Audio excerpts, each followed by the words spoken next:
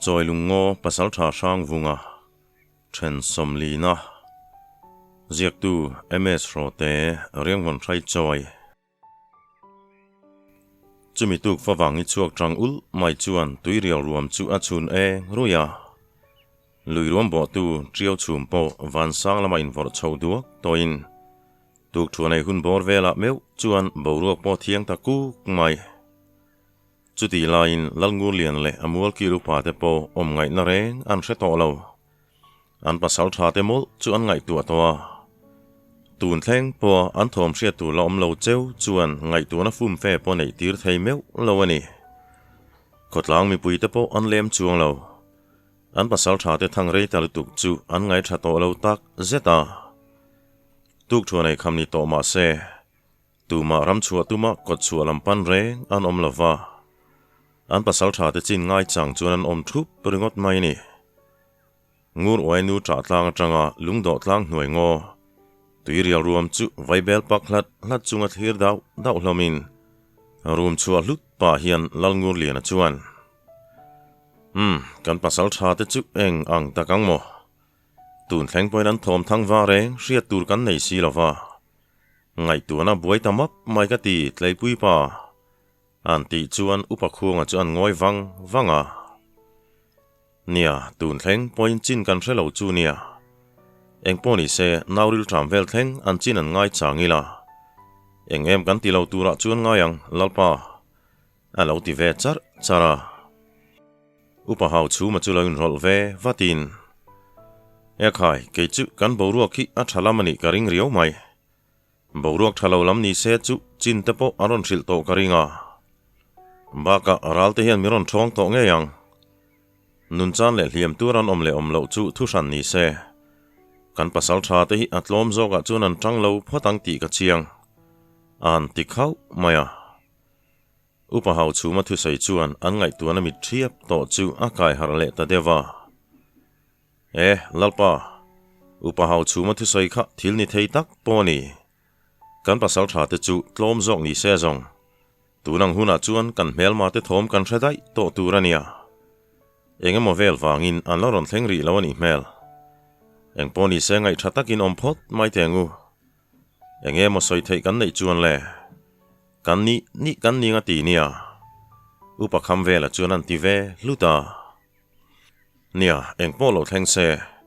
enge soi thei kan nei chuan kan pasal tha te chin chu ti hian khotlang in lo ngai changri phot mai la Engponi se kain lama hiani lut phot mai tengu lalngu lian chuan han tin lalin lampan chuan an zui ta dia chuti mek lain ta suang wal lui lama tlan che ta chu rangwunga te ho chuan man mo takin an zuya thinrim na wanga thisen chua cha ka tui hal an ni boka tuma dama chua tiran tumlo hle ani thangpik le rai ruang hung te chu an kapju thlapur maya Maurop le fruizam mai chuan adang zo lo ani ari khian an ri tharum to maya ama sabera tlan rangwunga hnunga chuan tlan ve zelin an ma hruai tu chuan a zir boka nunglama kalte chu kongsa en sa kalang hrim hian an duk pur to mai rangwunga kalna chu vainon le ngai hau lo ani chutia engemaw chen an hnu chuan an mi te chu triau phowa lui mong lampan chuan niak pher vung hian an tlan thla rangwunga chuan lui kam chu thleng thla hlolin an ding deuh data shrep tak hlom chuan ti pa chuan an hoi kual thatin lui mong lampana an mel ma te kalna hnu chu triau phowa chuan a hmuta he ti lama hin lo kal ro kan mel ma ho phiang sen chu lui mong panin an kalani hi han ti lungin lai orale ral ku nga ba ka an thian te mi som ni vel tur chu aron thleng ve ngala an du chen tlan ro se kan thian fai vek turani a eng aya chuan nge kan ramin chu sak tuma che taron tho khang lan chu an du chun mudon khopani tiru hlate kon thlen main phak vatila kan ti tur chu ti fel vateng ral ku nga chuan han tiram marin an melma te chuan luimong lampanin an tlan le ta puata anom na tanga koi thum vel zet an tlan thlang nu po chuan an mi te mel reng mu turom talo lau lopat lan chia khan ni miêu maya an tlan chak viu poni ange sang vunga chuan ru mutin kan zong phieng sen ho mai chu khoi chen pot lan ro se kan mu ma lo chu kan ngarang hei an nu chuan thlang lama pan zela ma se kanom na tanga koi ni vel khu sanghar li kha ni tawa ara le laman hleu kai ni ngot lo chuan kal ngai na am lo lungbang in kho thamam pur mai kha nia hel don chuan ti ve fe ngai dona chulai hunan an chin man nge tum chuan kan kalangai ti na tlan le ta pura aral ku ngate upo chuan rang taka ve ngalin engama chen chu tiangan kal le nu chuan sanghar li thlen thlang ma dewa hian an malama tui han ribor bor chu sang vunga chuan a hreta athom hriat na lama chuan rang taka hoi ngalin thiana eng thil nge ni ta aral ku nga chuan tholuam luam chung hian a ron tia kan ma son tui ribar thom ka hria thom dim takin kan pan don nia sang vunga chuan lo ti supin fim khur tak chuan an hnai pheita chuti lai chuan ta suang tlangwal somni rual zet tepo an thangli pui hel tum chuan achak dai dula fim khur takin lui chun lo dai meka then khat chu vaukam tui pui su thlan hnuai chuan biru mekin an thian ten ralan kai huna kalve tuman ni ba ka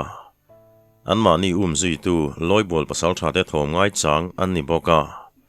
an hoi zak mai sang vunga te pan hi po chuan thom dim taka an thom hriat na lam chu hnai phei zelin an thom hriat na zon lui kam an thlen ma deuh chuan lui laia an hmel ma te mi somvel ra le lam kai tuma lui dai mek chun muta heu kan hmel che ho phiang sen chu karin dan velani thian teu uluk tak khan tinula mal ngau mai ngo amai ro chu so ting za chok son ni lo ti ka chiang midang hi khoyang ya no mang le thiana I hovin lui om te solo buai puiula thian palai nen hian midang hi kan lo bi thung ange sang vunga chuan han ti sa in aral ku nga chuan khaile thian teu in thal kha uluk takin an thlaula thel hau lo tur khan an kap ru le kan thelani vai zongin apoi dona nia ara lela man kai man chuan min chang le thei to dona kan tan che da har sa viu dona ni anti sar chuan anau te ho chuan uluk taka an thal ngul chuan kuai kul papin an tin tawang maya khaile aral ku ngan an ti le that chuan silai chu puak dotin thalpo wing chuang hal fur maya chuti rual deuh thaw chuan ta suang wal ama sabera kal chu tre thatin tui chu bo per ngal chuaya aral ku nga silai pu rual deuh thawa anaute thal phang thlok chuak po chuan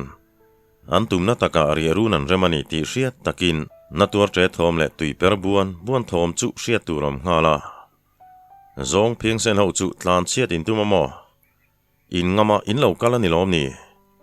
nga nge khatiat tlan chele mai tura miron chaikol pakhat ma damin in chuak don lo tin aral ku nga chu an thlang dai dula chuan a zuang thabora ta chuang walte om nalam pan chuan chempui ne na pan ta bian mai chutia an ho tu pa berakal ta ka chuan anau te ho po au hul chungin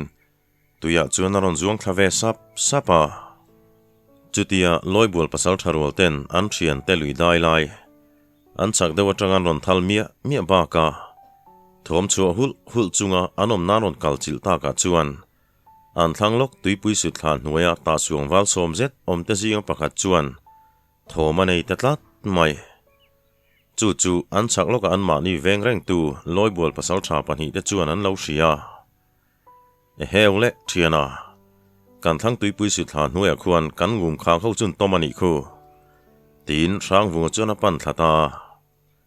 lai ora po chuan rang taka thian pa chu zui ve ngalin ta suang wal pakhat lueli lu tum lai tak chu sang vunga chuan an hmua khaya khatin big bo tum reng su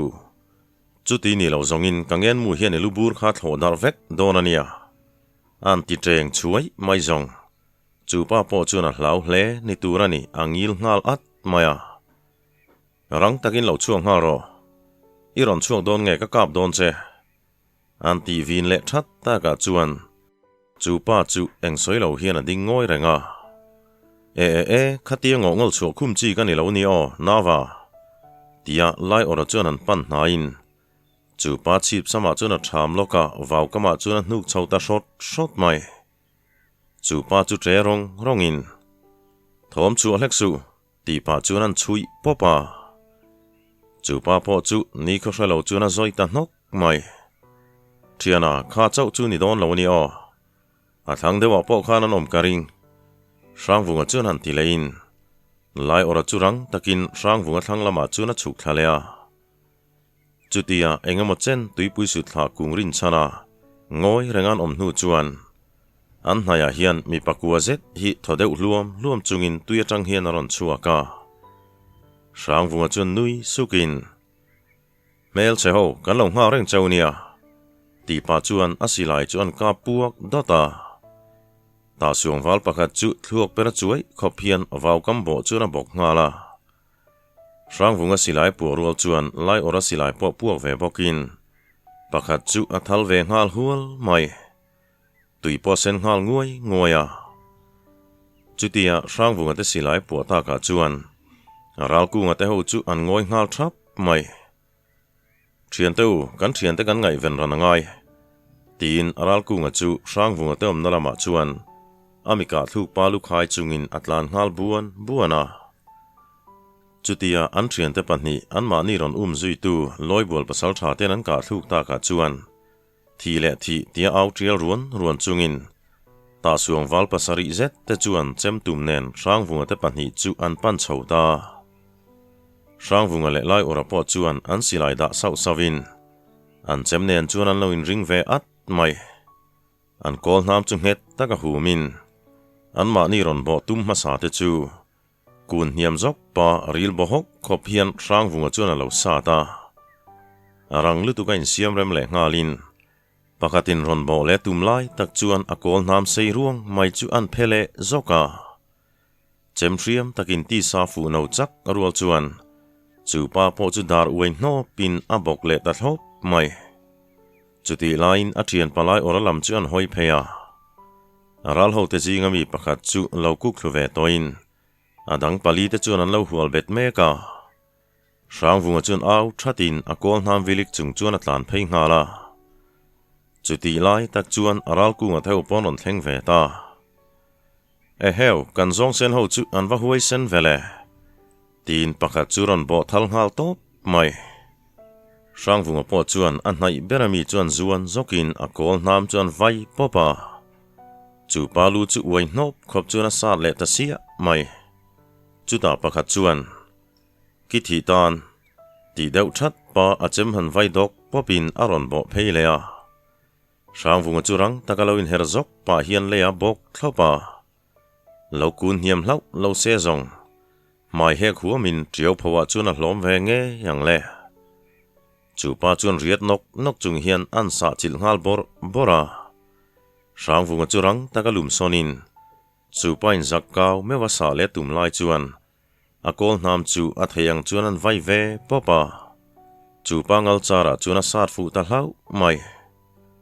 a au that arwal chuan a bai ngal voa chu vele sang vunga chuan mai chuan le ti pa chuan rang taka thovin chu pa bai vo lai chuan nai pheya a kol nam tlum thoi khop chuan anak tholan vit ta le chu pa po chu uk thotin a meng kok mai a thok shroi nu chuan a thing thi ta ropa lai ora le ral ku nga po chuan an bitum te chu an lo tuk zal ve to vei hlom tak hiana an du chun muta lom hei nga nge kan phalna lo kan wang khuata min chu sakan tum ngot mai ni sang vunga chuan han ti balin chilan chak thota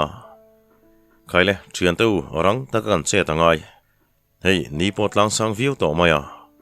baka kan thian te khan milong nga reil tu ka nge kan mel ho chu ti hian an lui la molila kan kalmai don em ni ral ku ngan ti hlut chuan nia kan man mo deuh chu ngai ni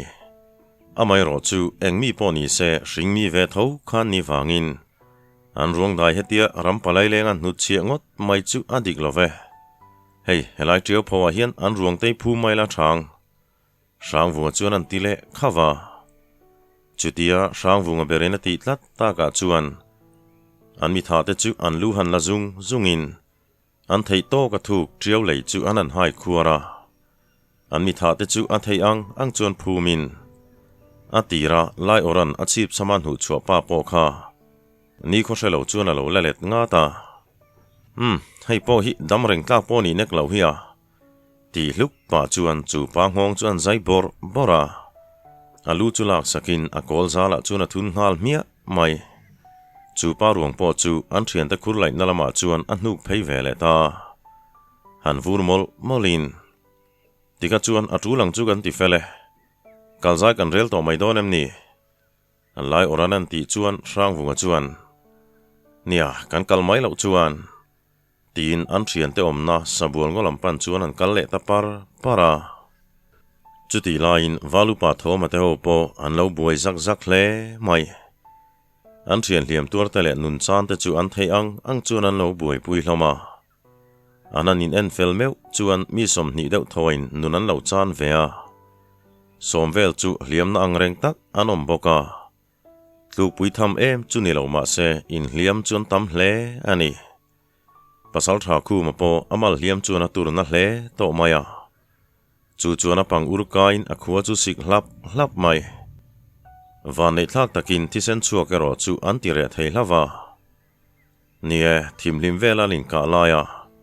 ta suang pasal tha tengen mudong dai to kha nia a thian te bula engma soilo mai po aruk tak chuan a chaw ve hle to ni chutiang bokin pasal tha vung lai po pasal tha lam boy ne na arin be na tanga a hliam chuan a tur ve at hle maya amai ro chu pasal tha kha ni miu maya han thut pui mai ro chu tum lo chuti rualin a hliam chuan anun chu ati boi ve hle ani ti hriat takian a meng chu dul ve hnak to mai chutiang kara chuan an hmel ma te mani se ta suang pasal tha te ruang chu sabual nga chunga chuan mun khata an thiar khoma nukla tha chialo hliam tur po somthum vel zet an oma ma se heng ho te hian nita kan ngak manangem ti tur khopin an nun ram chu a chaw thungani khaile nautu tian kan zo fel khate helai chaklam kor ruam mi te kha kan la chu zo to mo valupa thoma chuan han tilau lavin tlangwal pakhat chuan kan zo chu ni mai pathum vel chun lawma kola te ho khan aron la chuak do ne lo ti in a that chu chuti ni chuan kan hmel ma te man ruwa kan hmu thei ang kha handa kho mila engpo ni se kan thian te nga pain muang marin kan che don nia vai bel zuk te khan siam phot mai te un nau te u valupa thoman an ti le lau chuan thì sen kai nuang chungin tlangwal ho chuan mong an han hunga vai bel zuk ten siam satin vai bel an pak hlat lai chuan sang vunga te ho po aron thleng ta khai kanau kha in lo thleng to mo engen chin ni le mieng za chia ngen phak ron hruai te nei lo mo tin valupa thoma chuan alo besot sota pathom khuanu zara kan tluang ka hriat chu lo chuan an vain kan chimia an luran honin an ruang ero sanghar li thlen ma triau phawa khan kan phum tangot mai sang vunga chuan alo ti sam ta oho kanau awa thate rengem chu bak enge chuang an ruang dai tal za taken la phum du ngot po chu aro puye pasal thache dan tur dik tak po ni chu tikhan mong ten hung ve phot mai ula hei kan thian nun chan te le hliam tur te po kan lo in la fel to an ni lam po hi kan ral te mani se hring mi ruang hetia aram dayan nu chia ngot zong a thei angin mun thuma khur kan laenga kan phu mang chu valupa thoma chuan han ti charin sang vunga te ho po eng soi to lem lo chuan mong chun an hung sapa vai bel zuk ten siamin vai bel beng khatan zu zo chuan sang vunga chu tho hluaya eng po ni se pathom hei ni po sang to viu maya kalam hin naila a thalo mo kho chung lam po hi kan chin ngai changin an ringan lo fan iak toin karinga an ti chuan valupa thom po han tho tharin ani khop mai kan ha po dam viu to lom le nau teu kan thian thi le hliam te zo na tur hlang an buat seila kholam hi kan pan to mai don nia tin tlangwal ho chuan chengal sanga an thian te zo na tur an siam zo chuan sang vunga chu an melma te thi le hliam an da na bula chuan an vei thuaka mi pakhat hliam tur nuk thla lek to chuan amita la hle mai rang takapan na in chik zet chuan an ena laya ralke local vateu han tilu lungin lai orale ralku nga po rang takin aron tlana engeni ta aron ti he ho chuan he pa hi han en ve teu hriat to na ka nei nge hin ka hria sang vungan an ti sup chuan lai orale ralku nga chuan chik zet hian an en vea lai ora chuan ru mutin ka hria farpui kan kaltuma zanlai min beingot tu te zinga mi khani enga tian la ron tel ve cheu mai ni kan lam hoin hriam lek to suang cheu ka timol mol sia han tibul bulin thu oi lo ran sengani kha nga ngen la ron lan te chai ni local to lo tura kan ti chu soi lo an nun kan zu asak ton hu mana min beitur bokin ron kal lenia inti huailu tuk po hi luzor na mai ni ralku nga chuna lo ti zom ve bala chuti lai chuan ta suang pasal tha khampu apo mel orin ti sen nen chuna mukoi zui mai huna nei tam to lo ti po chianga chuta sang vunga chuan pathom helama henon phelok te tianau chuan valu pathom apo rang takaron phein engeni ta angai na hriat lo mel zet hian ron tia englo nia pathom heng ho te hi an vai hin an dam chuak don chuangin a lang lova hetia hreom taka da reng hi thil ti mi po ni lo chuan khokhat pasal tha ve meu te khan ni hloma kan melma te mani se thata ka thi hin phu ni sang vungan an lo ti bal chuan valu pathom a chuan ngoi vunga ni don take kanau isoi chu dik chia mai tian kalsan top po nila rei chun dai chuangin karing lova ma se hun rei takna tortir kha a tha ka tilo thamuang taka choltir mai khan thae an ti thop sat chuan ani chuan kan rol thar te kuta khan daila tin sang vunga chu pasal tha vung lai le khu ma omna lama chuan akal vuta chu vele valu pa thoma chun aulau lavin rol thar rual te chu an lo kal khoma an mel ma hliam tur te chu an da thata ngau mai khaile nau teu tikhan an lu te khan la zung ula khulai thang dewa khuan mun thuma kan in sem daranga an ruang te hi kan phum khom don nia valu pa thoma chuan an ti le in loi bual wal te chuan an ral tha lu te chu an lak sakta veka mun thuma chuan in sem darin an mel ma te ruang chu leilai khuran phuma sahel echi tan an lak mai lo nan an thei top chuan lungin an chil lea an ti turan zo fel meu chuan ni po herboy to mai khaile tuna chuan kholam panin kal zai rel tongo valu pa thoma chuan an ti le lavin an thian thi le hliam te zon chung chuan kholam panin an in zui ta dua pasal tha vung lai le khu ma po han tang viu ma se sang vunga te hon an ti tlata wangin hre tak chung chuan an zon tel vea chutian kal ngata ka chuan zanria chum hun bor vela ko chualung do chu anin chir thleng ta vai bel zuk ta siamin anan chol than dai te liam turan nei no ka wangin muang theiro chu an ni lo valu pa thoma chuan chin hril turin tui khurmol veng tlangwal ngarka pa chu tira khaile engponi se nauteu ralram kal em nilo maila hetizat lukan hona chu wangin bola chama tlang tir hi phuwe tuinge bolan sam don cheule valu pa thoman an ti chuan tlangwal rul te chuan sang vunga bok chu an en le ta thupa anila chuan ngai sak lo mel zet hian side lak ngolam chu lo thir wangin a vai bela pak tual mai kanau nangman bola chun sam le ro le valu pa vung lai an ti sup chuan sang vunga chu an hoi vuta ngoi te ku vung lai tun trum chu nangmani cham to turani ke chuan ka cham theilo lau ti hul hakin thiam taka pasal tha khu manan ti po chuan sang vunga chu atang tlat maya valupa thoma meu point ti lui mi nia ria ta lawa chuan ani chuan tun tum chu he kan naw hen kuta da tlat mai si ni himo re ri lovin bol ha chun chamro le vung lai mel zup pan ti chuan vung lai chun hoideu thatin sang vunga tlom ngai thei zia le ai upa te za mai ba ka aro puina tur zong pa ui hau lova midangan kian ngam chu ngai tu arau ravin ani chuan kan champo mai leng chu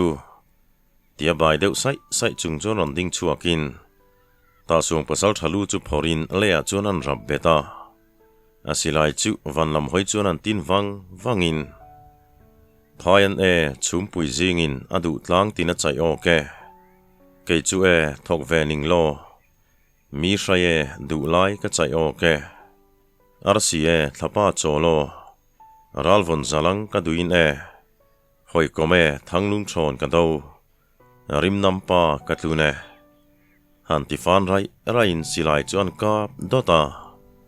chu vele sang vunga teu po chuan an silai tu lo lon ve ulin pasal tha vung lai ro chu arilu kal thuani ti riat takhian mun la tak clear hian alo khap fak thunga athin lunga chuan ama kai hruai tu te panni pasal tha thangmanga le luai zinga chu an thar vong mai ni khaile khati zong kha hemi thena ta na kan da thei chu alo ni le ta angai nom thin mi khop mai kan pi le pu te kha milu la hnam tia hriat ni ma se minun rong tak chu an ni chuang lova hetia milun la ka salama te anan khai kher na chan chu khodangina an zuam lo nan le an khuwa an lal le an nu pui fanau ten him nana heng thil hiti thin an nia chak jok ang mai an ti wang khan nun rong talua le poisak nei lo kan tiang kha an ni chuang reng lawani chu kan soi zau ve mai ni chu